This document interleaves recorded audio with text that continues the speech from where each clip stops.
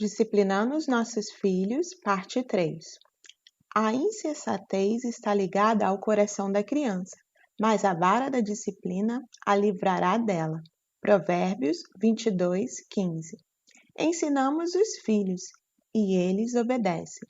Falamos mais uma vez, 2, 3 vezes, e eles continuam desobedecendo, e ainda nos olham com aquela carinha do tipo: vamos ver quem é que manda aqui. O que nos resta?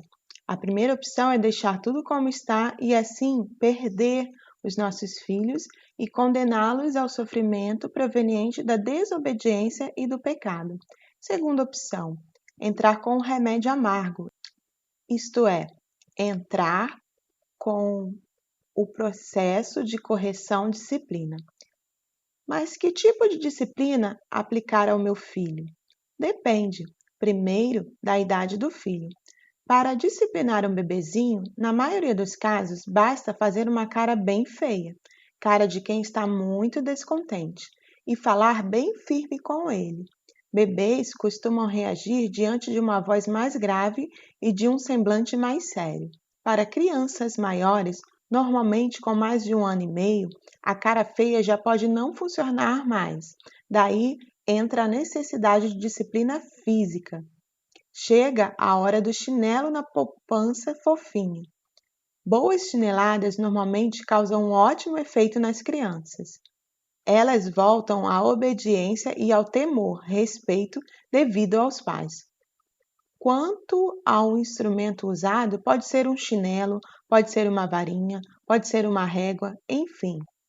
Qualquer coisa flexível que possa provocar uma dor moderada, pontuada e temporária. A ideia não é ferir, quebrar ou causar dano aos nossos filhos, nunca. A ideia é provocar uma dor momentânea. É como uma injeção no bumbum. Dói na hora e passa quando a agulha sai. Não causa ferimento posterior nem marcas, mas ninguém quer tomá-las. Causar temor. Nas crianças, a disciplina física causa temor. O melhor lugar de aplicação é sempre o bumbum sem roupas. Não bata no rosto e não bata com as mãos. A ideia não é causar dano nem ferimento posterior.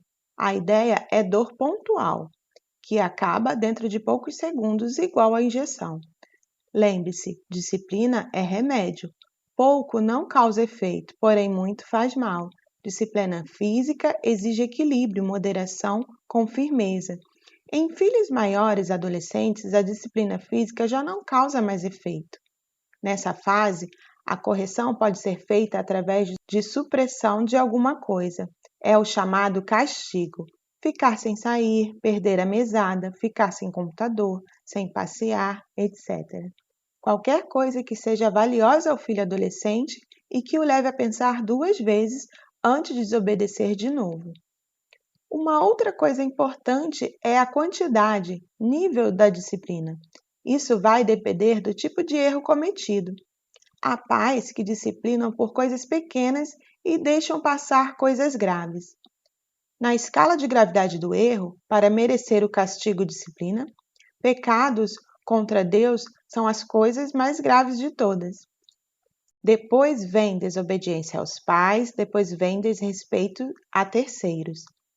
Traquinagem de criança é sempre menor do que essas 3 coisas.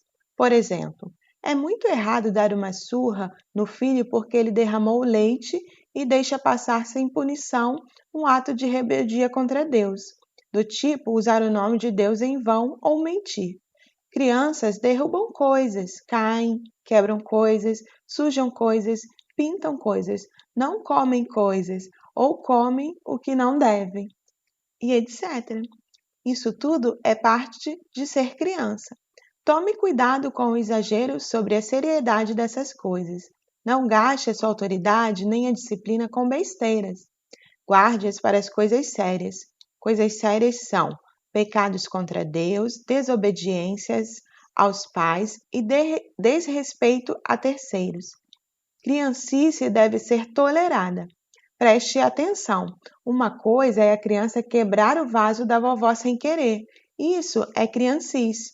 Outra coisa é a mãe falar: Não mexa no vaso da vovó e a criança mexer. Isso já é desobediência. Que Deus nos dê coragem e sabedoria para intervir com a disciplina remédio na dose justa e certa. Disciplinando os nossos filhos, parte 4. Não evite disciplinar a criança. Se você a castigar com a vara, ela não morrerá. Castigue-a você mesmo com a vara, e assim a livrará da sepultura. Provérbios 23, 13, 14. Gostaria de narrar uma cena em que a disciplina física é bem aplicada. O filho faz uma coisa moralmente errada, do tipo mentir, por exemplo. O pai adverte sobre o erro com base nas Escrituras e explica ao filho que o pecado traz consequências ruins para a vida. Depois de pouco tempo, o filho faz de novo. O pai explica de novo e diz que da próxima vez ele terá que disciplinar o filho, pois as palavras não estão resolvendo. O filho faz de novo, como quem está, inclusive, testando o pai. O pai decide usar a vara, que estava guardada em cima do guarda-roupa. Então, o pai, em equilíbrio emocional, A. Ora a Deus para que a disciplina cause efeito redentivo na vida do filho. B. Chama o filho para um lugar separado e longe de todos. C. Fala firme e explica os motivos da disciplina, porque ele sofrerá. D. O filho começa a chorar e diz que nunca mais vai fazer isso. E. O pai explica que o processo de disciplina é necessário, pois já houve chances anterior e não adiantou. F. O pai dá 2 varadas no bumbum do filho. G. O filho chora. H. O pai provavelmente chora, sofre junto. I. Terminado, o pai abraça o filho e diz que o ama. J. O filho abraça o pai e diz que se arrepende, pois sabe que o pai o ama. K. O pai pede ao filho um compromisso sobre o que ele não deverá mais fazer, o comportamento errado. L. Eles oram pedindo a Deus que mude o coração do filho. Depois de alguns segundos, não haverá nem marcas, nem dor nenhuma, nem trauma algum. Somente uma experiência de obediência ao ensino de Deus que resultará em mais amor e vínculo e em um filho muito mais dócil e obediente por um bom tempo. A vida segue em paz. Agora deixe-me contar a mesma história, porém do jeito errado. O filho pequeno faz uma coisa que tira o sossego do pai. O pai perde a paciência e fica profundamente irritado com o filho. Totalmente nervoso e descontrolado, o pai A. Grita com o filho na frente de todo mundo.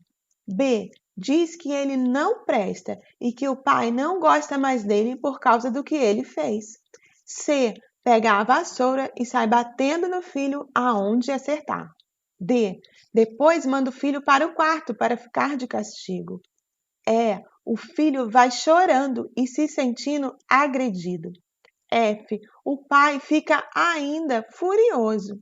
Depois de tudo isso, temos de um lado um filho ferido no corpo e na alma, porque a disciplina não foi fruto de amor, mas de ira. E do outro lado, um pai raivoso, descontrolado e infeliz pelo filho não ser como ele gostaria que fosse. Nada muda no comportamento do filho, pois disciplina sem amor ou disciplina mal aplicada produz mais rebeldia ainda. A história também poderia ser assim. O filho pequeno bate covardemente no primo menor, na frente de todo mundo. A mãe vê tudo e diz: Menino, não faça isso. O menino continua e a mãe diz: Pare, senão o Papai Noel vai ficar triste com você e não vai trazer presente. O filho continua. A mãe diz: O bicho vai pegar você. A criança continua. Aí o pai, que estava omisso como se nada fosse com ele, pega o filho no colo e o segura para ele parar. O filho fica esperneando e gritando no colo do pai. É um show para todo mundo ver. Certo momento, o filho olha nos olhos do pai e diz: Eu não te amo mais. O pai sente o golpe, se sente temeroso de que a criança de 3 anos saiba o que está dizendo e então o coloca no chão. A criança volta a bater no primo. Nada muda. A criança continua entregue a si mesma e os pais escolhem se omitir da intervenção disciplina. Também decidem não sair mais de casa com a criança. E as outras famílias que não gostam da atitude da criança ficam muito contentes com essa decisão. Queridos pais, não tem jeito. Remédio do jeito de Deus é eficaz e redentivo. Veneno, agressividade e ausência de disciplina são terríveis e causam um efeito contrário.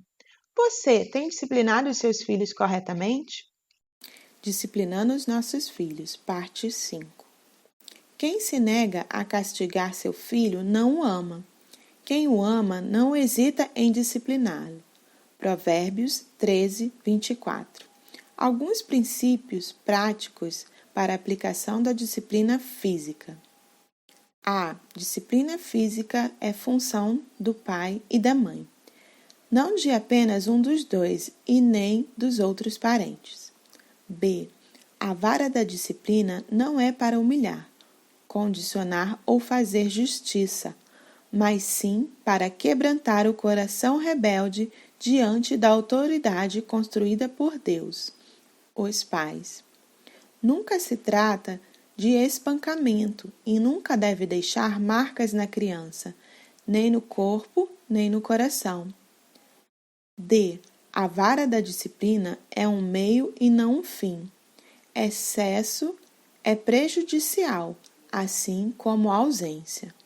E. Nunca discipline quando estiver com raiva, ódio ou descontrole emocional. F. Discipline quando os motivos forem justos. G. A vara bem usada envolve os pais estarem em controle de sua intenção e ação, explicar o motivo, justificar sem ferir, produzir quebrantamento, terminar em entendimento, arrependimento e conciliação. H. Discipline somente após fixar as regras de conduta. I. Tenha tolerância com as coisas de criança. Guarde a disciplina para as questões morais e para a desobediência. J. Evite ameaças, mas sempre que ameaçar, cumpra. Quem sempre fala que vai punir e nunca pune, perde a credibilidade. K. Não adie a disciplina e não acumule pendências. L. Não discipline na frente de terceiros para não humilhar a criança. M. Cuidado com as suas palavras. Não desqualifique o seu filho verbalmente. Concentre-se no pecado cometido. N. Um cônjuge deve confirmar e apoiar a decisão do outro com relação à disciplina. Nada de mãe boazinha, leia-se omissa, ou vice-versa. O. Não minta para seu filho. Não é o bicho-papão que vai pegar. O pecado é contra Deus. P. Seu filho deve temer os pais dele e não o monstro que pega crianças desobedientes. Q. Não barganhe obediência em troca de presentes e agrados. Obedecer é dever dos filhos e traz bênção para eles. Obediência não deve ser trocada por presentes. Coragem, quem ama, disciplina.